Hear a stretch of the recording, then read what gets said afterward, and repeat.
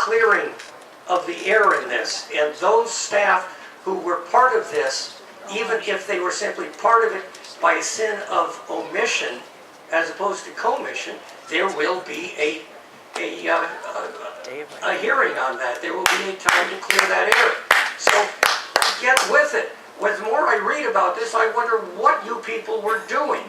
You're paid to oversee, to represent us. And the stuff that I'm reading about represents me and my community. And it's disgusting. It's despicable. Thank you. You're up, and Monte Lish, you're on deck.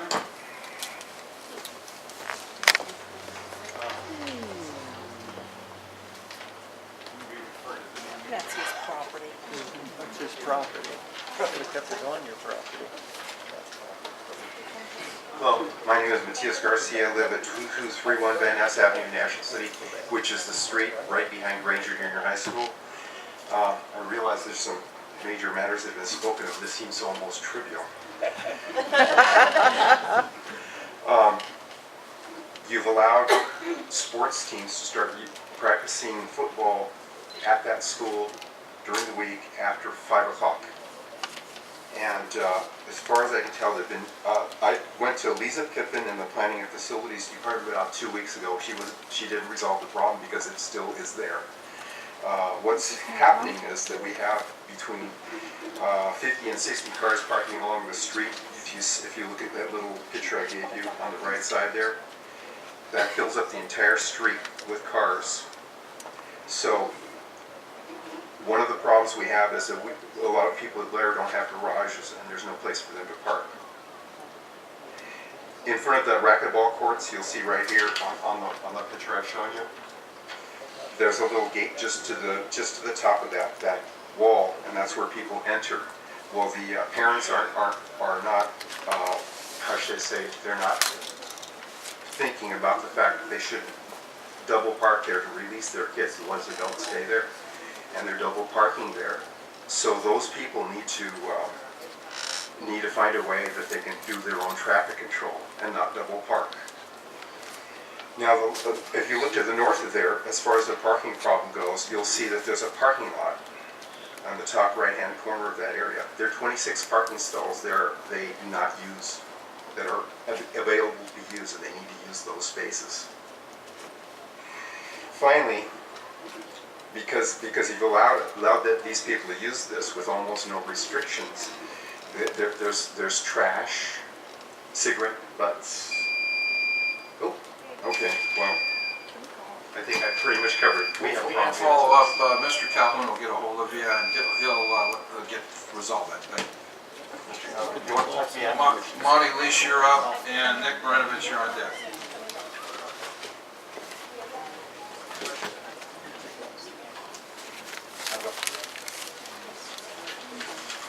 Don't hold your breath. Well, dear community and board members and Dr. Brand, first of all, I came here today to say thank you. Thank you for all of your support for adult education here in Sweetwater District. We've done it great. We've achieved the impossible. We've kept adult education alive here in Sweetwater District. I don't know if most of you remember, but in January, the governor's plan excluded adult school from all K-12 districts. All of the adult education was going to be placed with the community college districts, and adult education in the Sweetwater District was going to cease to exist.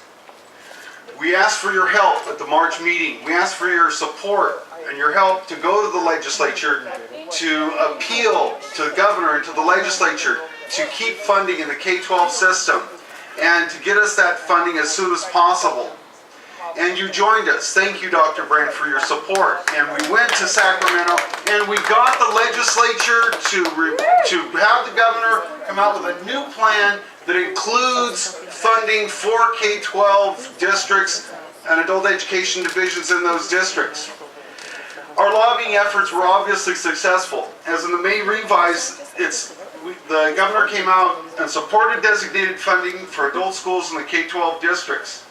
As the legislature prepared to vote on the education budget, we could see that we wouldn't get that funding we wanted right now.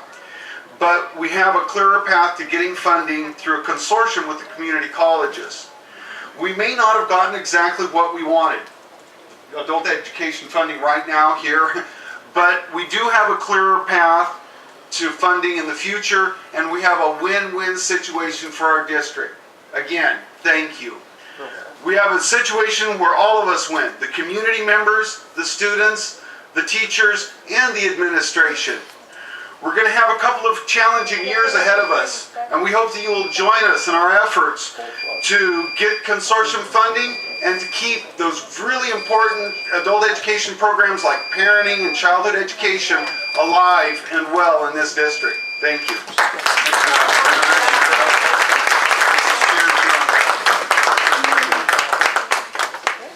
Aaron, again, I just wanted to expand. I got my minute 59 here on the presentation of the bond oversight work. You know, this getting where we were with all these corruption charges and this rancor at these meetings. I mean, it's not normal. It's just not normal. And you know, if it wasn't for those citizens and the media shining an eye on you, we wouldn't have this kind of thing. And just, you know, the people don't trust. When you don't have trust, you have dysfunction. You know, and you wonder why. Well, why don't people have trust? How have I been personally treated since the bond chair? I get the amounts of letters of reprimand. We have the Form 700 fiasco. I come into a bond committee training, and I got a new member harassing me with Brown Act violations. First, within 20 seconds of meeting me, you think that wasn't planted by the district? So when the public's sitting here and listening and go, well, you know, why am I doing this? I mean, I'm retired. You know, and really it's like most of the people in this room, we really care about the students in education. I mean, I don't do it for any other, I'm not running for office, I don't want any money for it. I mean, it's a hassle. We just want there has to be a better way. And I don't have the magic wand, but I would start really listening to as Dr. Brand referred in the testimony, grand jury testimony, those 30 to 40 people that always complain about everything. Those 30 to 40 people that complained about things, that went to the DA, that went to the media, is why we're here in the first place. It would not have happened without those, quote, chronic complainers that we often may think of them on. So I just wish we got to get this on the right track. Thank you. You were there. Nancy Castaneda, you're on deck. Again, every time she gets up. Would it be possible for me to wait until Mr. McCann comes back? He seems to do this every month. Nature seems to call every time Cheer's name is mentioned. Is it possible I could wait till he comes back? Sure, that's true. With all due respect, sir? I just don't know when he's going to come back. That's probably back there blogging on the Reader. Okay, I'll go ahead. Close to 4 years ago when I began this journey, I was so naive. I initially came to the board to sound the alarm, Propo is not what you think it is. Fast forward to the past few weeks. I and the community have been given a real education as to just how deep the cancerous growth of corruption was and continues to be. Via the grand jury transcripts. The grand jury transcripts, PDFs, a wealth of information, and just think what we have read thus far is only the tip of the iceberg. How many others will be called as witnesses? What revelations will they expose? Thus far in my reading, I have learned that you, Dr. Brand, exposed what we, the antagonists, knew. That John McCann had come to you shortly after he brought you back and asked you to go to SGI and ask for money. It was stated that you also asked for Jim Cartmill. Mr. Cartmill, why didn't Mr. Cartmill, I'm going to scratch that, he's not here. I was educated in the politics of Sweetwater, per the contractors. You never say no to Jim Cartmill. That was from a contractor. And what all did you ask for, Mr. Cartmill? What bidding did you have Mr. Gondra do for you? Arlie Ricasa. Well, she wanted a treasure chest of money. Listen to this, people. So that all aspiring to run against her would be intimidated. Mr. Ricasa, I know his real name, but out of due deference to your daughter, I'm not going to use it, was often used by those looking to do business with the SUHD as the deep throat, the man who knew all. He saw his wife in Sweetwater as a conduit to new business. 2 minutes goes by fast. Nancy You missed 15 Castaneda, you're up, seconds. They and talked Michelle about- Krug, you're on deck. Yes, true. My speech has changed a little bit, but good evening, Dr. Brandon and the board. This is the first board meeting I've been to, but I'm here to represent Montgomery adults, the students, the community. I teach academics, I teach ABE, GED, I teach a vocational ABE class, and I teach a full floral design program at Montgomery Adult School. So I came here tonight to ask you to reconsider on the funding for adult education. I also came to ask that you not close Montgomery Adult School. It will create a big hole in our community if that happens. And I know that you have made the announcement that it has changed, but I want the details. I want to be able to tell my students, yes, you are going to be able to continue your program that you're in the middle of. You don't have another program in Southern California to go to, a floral program, because I'm the only one in Southern California in the adult school. We have worked really hard at Montgomery and all our adult schools to articulate with Southwestern College with our vocational classes so that students have a clear pathway. When you cut off that pathway, they have nowhere to go. And I hope that tonight we'll get some answers whether we're going to close and what that funding entails.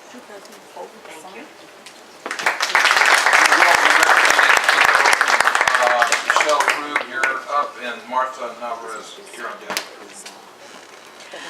Good evening. I also came to speak on behalf of the adult schools.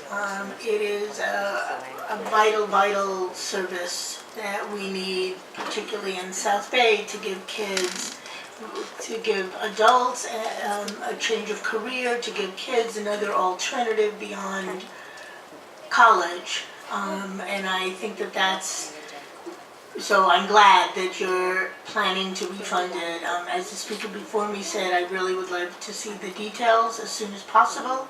And I also would like to ask you to make sure that in keeping those adult schools, we keep the parenting classes. The parenting classes really, again, make a difference in this community. Our kids in particular need to be prepared to go into kindergarten and to not feel left behind from the beginning and never be able to catch up. Our parents need to know how to work within the system. So these parenting classes are vital for the success of our students and our parents in helping those students meet that success. Thank you.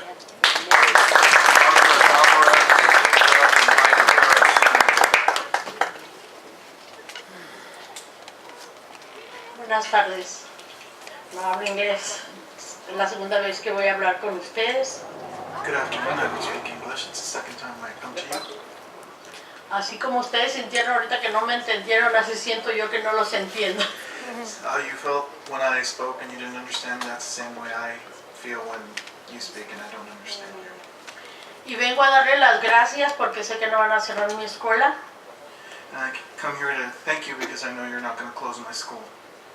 Y solo que quiero pedirles muy en especial que lo pongan en la agenda, porque si no está en la agenda, no estoy abierta a la escuela. I just want to ask you, especially if you could put it on the agenda, because if you don't put it on the agenda, then that really doesn't mean that the school will be open. Sé que tomaron una decisión muy buena, no más por nosotras las personas adultas, sino por los jóvenes que van a seguir estudiando, los grandes que no tuvieron tiempo o no pudieron estudiar. Entonces, muchísimas gracias. Desde el fondo de mi corazón les vuelvo a decir que estoy muy agradecida porque yo voy a seguir estudiando mi carrera de flores, mi carrera de inglés, para poder entender en mis trabajos. I'd like to thank you for a wonderful choice, not only on my behalf, but on behalf of the younger generation that also will be able to continue their education. And I'd like to thank you because I'll be able to continue my floral design courses and I will continue to learn how to speak English. Ya tengo mi primer certificado y voy por el segundo, gracias. I have my first certificate now, and I'm going for my next one. Thank you.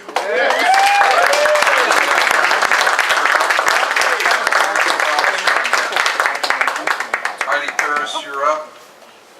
Dora Gonzalez, you're on deck.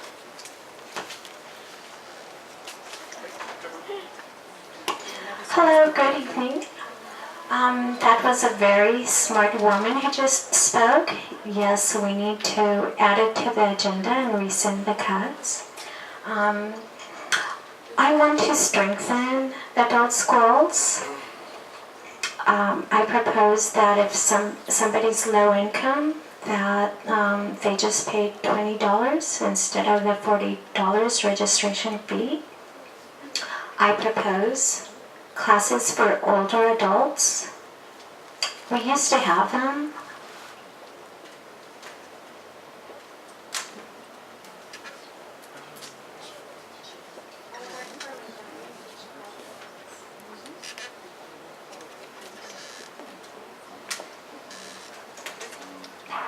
People at all ages need to learn. They need it. I need it. Another proposal, evening classes were cut by 15 minutes.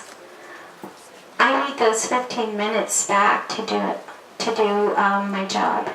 Just 2 hours 45 minutes goes by too quickly. I saw the summer catalog for the adult schools at San Diego. They have like over 100 classes and we have 0. My last proposal, establish a business center in Spanish at one adult school so that Spanish speakers can start their own businesses.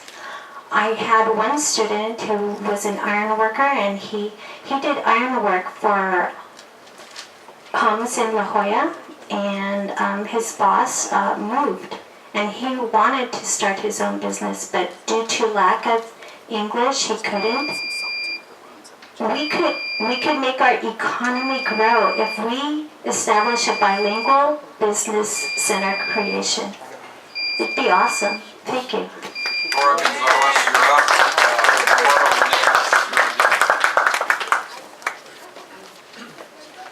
Dora Gonzalez, you're up. Mrs. Cheers, please leave the sign there. That I'm is not your returning it to property. Maxwell per the law, sir. No. That's where you took ours, mister. That's where you took ours. It's the legit place.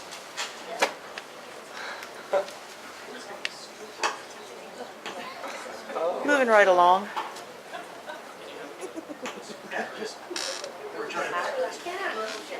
Dora Gonzalez, you're up. And Go get a Laurel picture. Gus, you're on deck.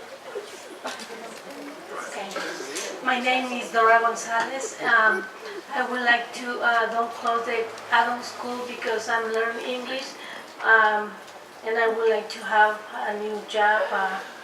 My English is not very perfect. I try to speak and go to the school, and very soon I'm gonna be a U citizen. But I need more English.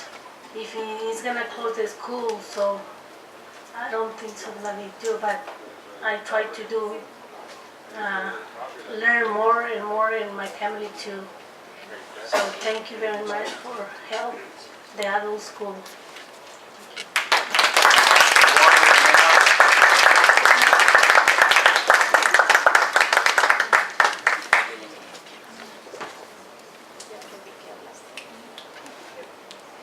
Buenas tardes. Mi nombre es Eduardo Vanegas. Soy estudiante de Montgomery School, adult. Good afternoon, my name is Eduardo Venegas, and I'm a student at Montgomery Adult. Y estoy estudiando inglés para superar a mi familia. And I'm studying English to better myself and to better my family.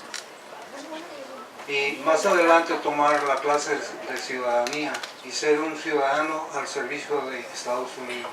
and in the future take my citizen classes and be a citizen at the service of the United States.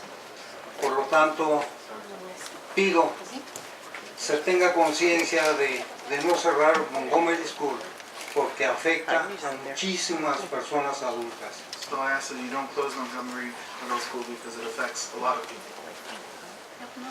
Somos personas que no tuvimos tiempo de estudiar en juventud.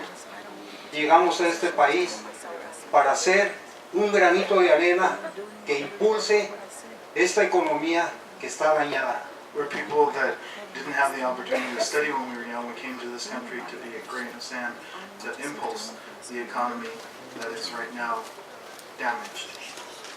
Nomás pido, se recuerde una cosa, un país que no educa a su gente es un país que se va al derrumbe, se va a la caída. I just want to ask one thing, that you think about the fact that a country that doesn't educate its people is the country that it goes to ruin. Por lo tanto, pido se reconsidere el cierre de Montgomery School Adult para continuar nosotros más adelante y darle a este país nuestro máximo esfuerzo y el fruto de nuestro trabajo para beneficio. So I ask that you reconsider the closing of Montgomery Adult School so we can move forward and serve the country as well as we can. Quiero ser un ciudadano más adelante. I want to become a citizen in the future. Thank you. That concludes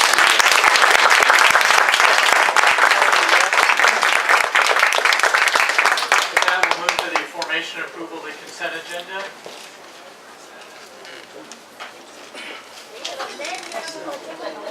Are there any items that have been approved? For item R1, resolution numbers 2473, 2475, and 2474 were listed in the board item, but the backup was not attached. The backup is available on your dais and also in the back of the room. And the items that were approved: F1 by the public, F5 by the public, Mr. McCann, Ms. Quinones, F6 by the public, G1 by the public, G4 by the public, G5 by the public, G6 by the public, G7 by the public, H2 by the public, J1 by the public, K1 by staff, the public, and Ms. Quinones needs to recuse on page 31 and 32, and she pulled page 30. Ms. Ricasa needs to recuse on page 33, K3 by staff, and Mr. Cartwell needs to recuse on that item. K5 by the public, K7 by the public, L3 by staff, M1 by Quinones and the public, M2 by the public, M3 by the public, M4 by the public, M5 by Mr. McCann, M6 by the public, M8 by the public, M10 by the public, M11 by staff and Ms. Quinones, N1 by the public, N3 by the public, N5 by the public, P1 by the public, Q1 by staff and the public, Q2 by staff and the public, R1 by staff and Ms. Quinones, R2 staff and the public, R3 through R16 by staff, R17 by staff, the public and Ms. Quinones, R18 by staff and the public, R19 by staff, and R20 by staff.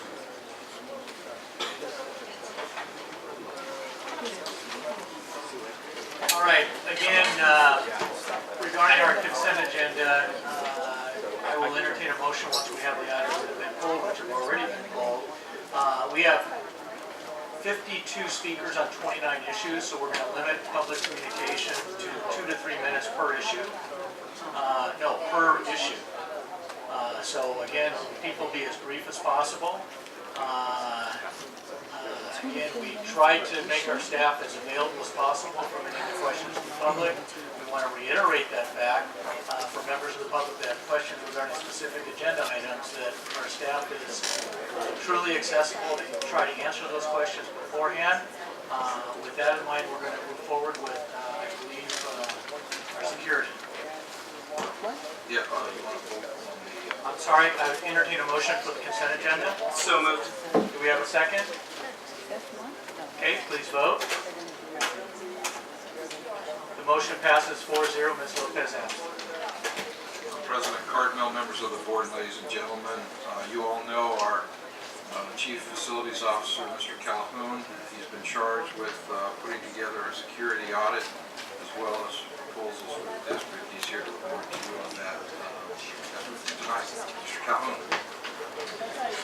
Thank you, Dr. Brand. As we're waiting for the slideshow to come up, I just want to take a moment to thank Dr. Brand for the opportunity to take a closer look at excuse me, the district security posture, and also work with some true professionals here. And I'd like anybody that's on the security working group that's in the audience here tonight to stand up and be recognized.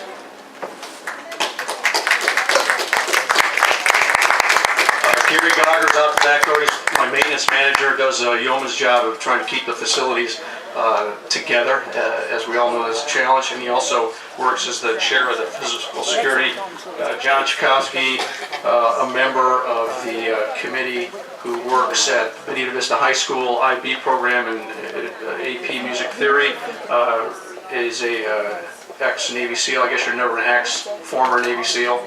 Ramon Leyva worked diligently, as well as Manny Rubio, our communications manager, taking care of all the district support portion. And the rest of the people on the committee and our job could have been done without them.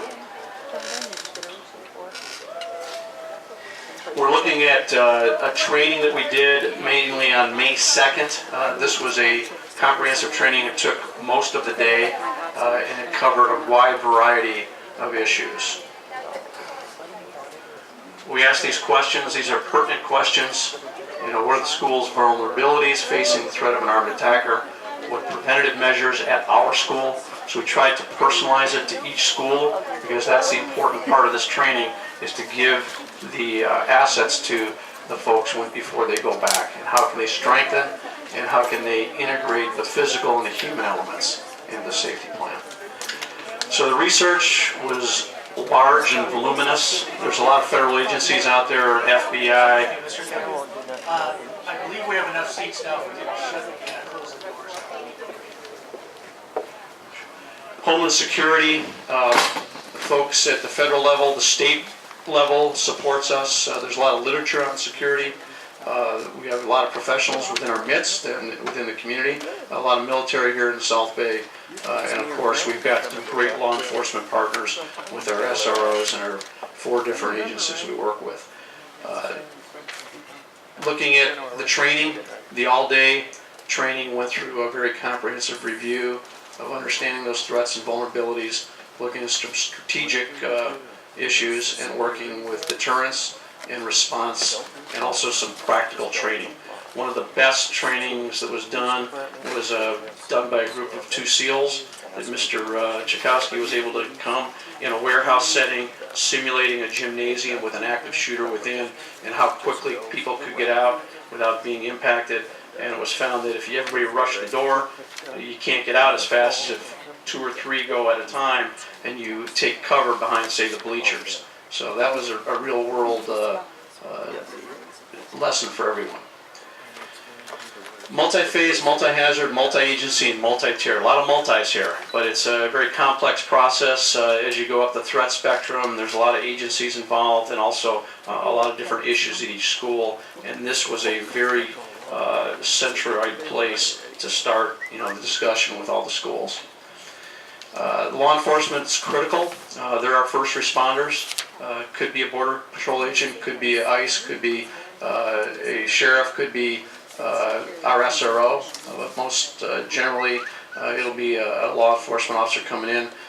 We've got tip lines. We got the privacy issues that we want to talk about, you know, allowing counselors to be a portal for kids that have an issue or know of something.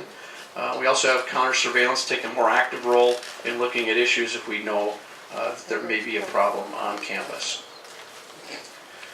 The physical side, Mr. Gauger worked diligently with this. Our alarm systems, we've got many of them throughout the district. Most schools were left to their own to get the alarm systems. We're going to try to put them into an integrated approach, and we save some money and get them in better shape so we can have a better physical security on the alarm side. Access systems, we're improving those as we speak. Made several improvements to already existing schools. Most are in great shape. Mylar is a deterrent that helps protect windows and doors if you've got access. Even bullets going through it will not crack it, and it'll be able to withstand that. Even a shotgun blast, axes, whatever. Mylar is a pretty amazing material, and that'll be put in areas of high threat and easy vulnerabilities. Door block magnets, we can't change all our locks that lock from the outside overnight. They're very costly, about $250 each, plus the labor to put them in. So what we use is about a nickel magnet, little circular magnets. You can put them up in the door jamb. You can lock the door from the outside at the beginning of the school day, close it. It won't latch, but it'll close. And then if there is a lockdown or a heightened threat, security awareness, teacher just opens the door, pulls the magnets out, closes it, and there's no exposure to a perceived threat. So that's something we learned from Colorado. So really it's all about assessing the situation, making a decision, and then communicating that decision. This could take a nanosecond, or this could take a year. It depends on the issue. Obviously a high threat environment, real world, it's got to be done quickly. And we did a lot of table exercises to help the schools work together to come up with the right decision so they could communicate that and who they need to talk to. So the tiered security readiness system, we go from routine to emergency conditions. The purpose is to provide the school leadership with a template and an ability with a tool to come from either a routine, which is day-to-day, through heightened, hey, you see something going on in the community, and also a lockout or a lockdown if there is a active security incursion. Physical security management,